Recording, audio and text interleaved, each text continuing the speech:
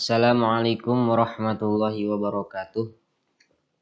Alhamdulillahilladzi qadara alina bil jamaah fi yaumil mubarakah. Wassalatu wassalamu ala sayyidina Muhammadin wa ala alihi wa sahbihi bi ihsanin ila yaumil qiyamah. Amma ba'du. Pertama-tama marilah kita panjatkan puja dan puji kepada Allah Azza wa Jalla yang telah memberikan kita nikmat Islam dan nikmat iman sehingga kita bisa berkumpul dalam acara ini meskipun sedang online. Salawat dan salam semoga tetap tercurah limpahkan kepada junjungan alam yakni Habibana wa Nabiyana Muhammad sallallahu alaihi wasallam. Tak lupa kepada keluarganya, kepada sahabatnya, kepada tabi'in dan tabiatnya, dan kita selaku umatnya semoga mendapatkan syafaatul udma darinya, amin ya rabbal alamin. Yang saya hormati Bapak Kepala SMK Negeri 1 Raja Desa, yang saya hormati Wakasek Kesiswaan SMK Negeri 1 Raja Desa, yang saya hormati semua guru dan semua siswa SMK Negeri 1 Raja Desa yang tidak bisa disebutkan satu persatu namanya. Pada kesempatan kali ini, pada acara kali ini, di sini saya akan menyampaikan materi tentang fikih yang berjudul Kebahagiaan dan Keselamatan Dunia dan Akhirat. Sebelum ke judul, saya akan membahas tentang ilmu fikih. Apa ilmu fikih? Ilmu fikih menurut kitab Waraqat ialah tasawwuru syai'in 'ala ma huwa bihi fil waqi'. Arti fikih di situ ialah kadar-kadar paham.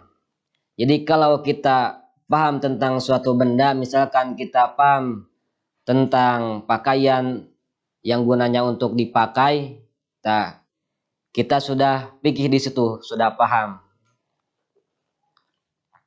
Lanjut ke judul yaitu cara kita bahagia dunia dan akhirat. Bagaimana cara kita bahagia dunia dan akhirat? Yaitu diantaranya satu, kita harus punya ilmu. Karena ilmu itu adalah suatu alat untuk mensukseskan kita, membahagiakan kita dan selamat dunia dan akhirat. Tanpa adanya ilmu, tidak akan mendapatkan kesuksesan senapas dengan sabda Kanjeng Nabi sallallahu alaihi wasallam, "Man arada dunya fa'ali bil ilmi wa man arada al-akhirata fa'ali bil ilmi wa man aradahuma fa'ali bil ilmi."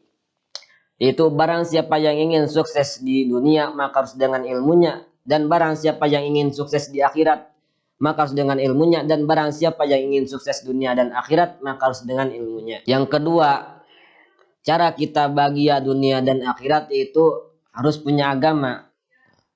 Agama yang diridhai oleh Allah Subhanahu wa taala adalah agama Islam. Karena agama Islam adalah dinul Islam, yaitu agama yang selamat.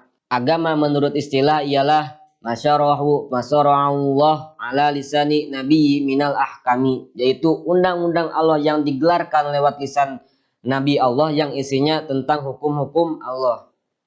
Itu agama menurut istilah. Ada hadis menyebutkan sebagaimana Allah menyebutkan inna dina indallahil Islam, yaitu sesungguhnya agama yang diridhai Allah adalah agama Islam. Kalau kita ingin selamat dunia sampai masuk surga maka harus siap diatur oleh Allah dan siap diatur oleh larangan Allah. Jadi intinya cara kita bahagia dunia dan selamat di akhirat yaitu laksanakan perintah Allah dan jauhi larangannya. Di antaranya cara melaksanakan perintah Allah diantaranya yaitu sholat. Karena sholat ialah yang nanti di akhirat akan dihisab pertama kali di hadapan Allah Subhanahu wa taala. Sholat menurut lughah ialah ad-du'a bil khair, yaitu doa yang paling bagus. Sholat menurut istilah ialah aqwalun wa fa'alun muftatahatun bitakbiri wa muftatamatun bitaslimi bisyaraitu mahsusatin, yaitu beberapa ucapan dan beberapa pekerjaan yang dimulai dengan takbir dan diakhiri dengan salam dengan memakai syarat-syarat yang ditentukan. Itu syarat sholat menurut istilah. Hadirin rahimakumullah. Salat adalah tugas Allah yang paling berat karena apa? Dengan salatlah semua perbuatan kita dan kita akan ada nilainya di hadapan Allah Subhanahu wa taala.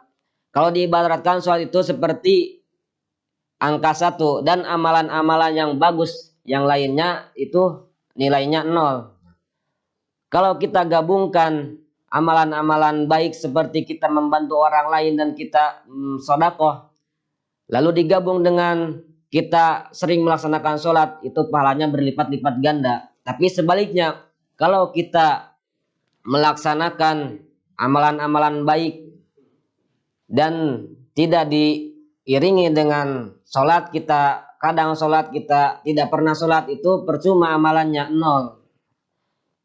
Karena keterangan mengatakan as-sholatu ummul ibad, yaitu sholat ialah induknya ibadah.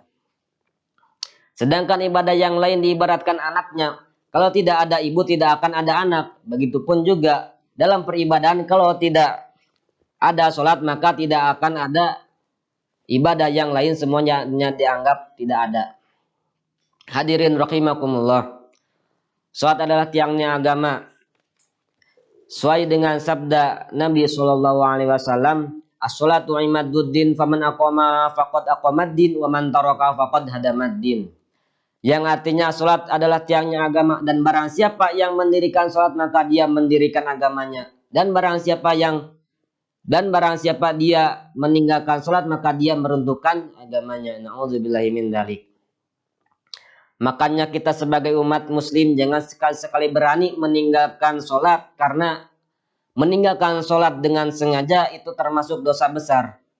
Bahkan kalau meninggalkan sholat dengan disengaja, kita akan dimasukkan ke neraka jahanam. Sabda Nabi SAW, man taraka sholatan khamsa amidan muta'ammadan fajazauhum jahannama khalidan fiha. Yang artinya barang siapa yang meninggalkan sholat yang 5 waktu dengan disengaja, maka balasannya neraka jahanam yang kekal selamanya. Na'udzubillahi min dzalik.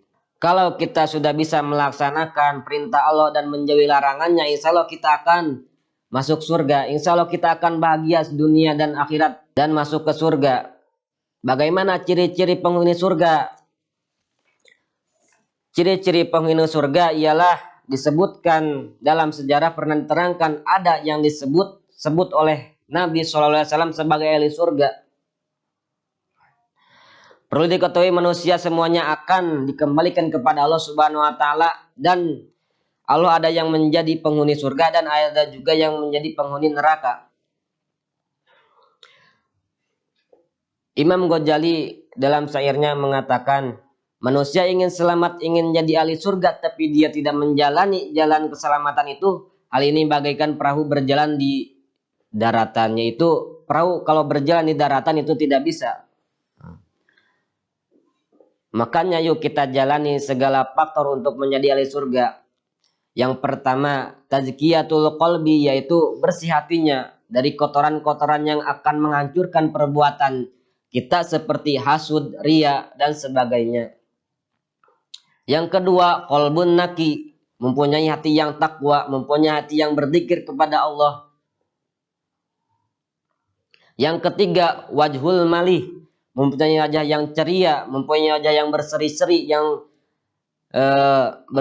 jadi wajahnya tidak cemerut.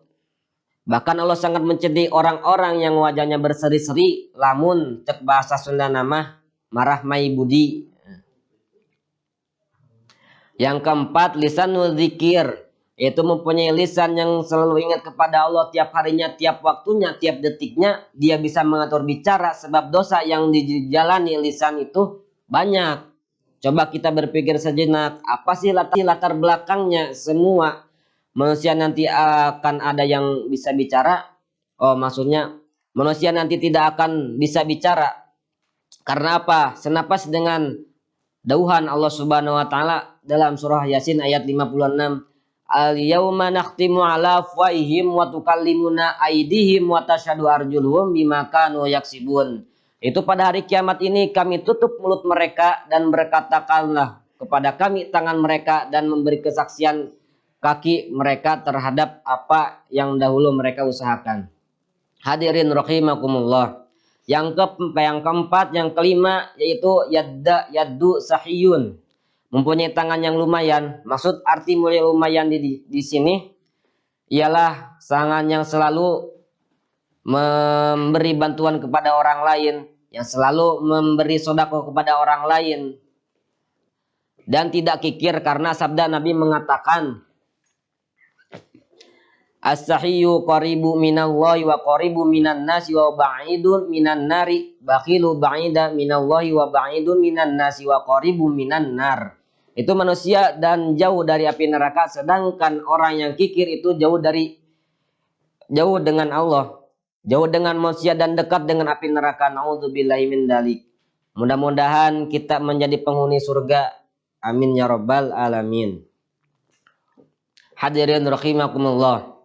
Dari awal sampai akhir dapat saya simpulkan bahwasanya cara kita ingin bahagia di dunia dan selamat di akhirat itu intinya laksanakan perintah Allah dan jauhi larangannya. Sekian dari saya, mohon maaf bila ada kekurangan dan kesalahan, karena kekurangan berasal dari saya dan kebenaran berasal dari Allah Subhanahu wa taala. Wassalamualaikum warahmatullahi wabarakatuh.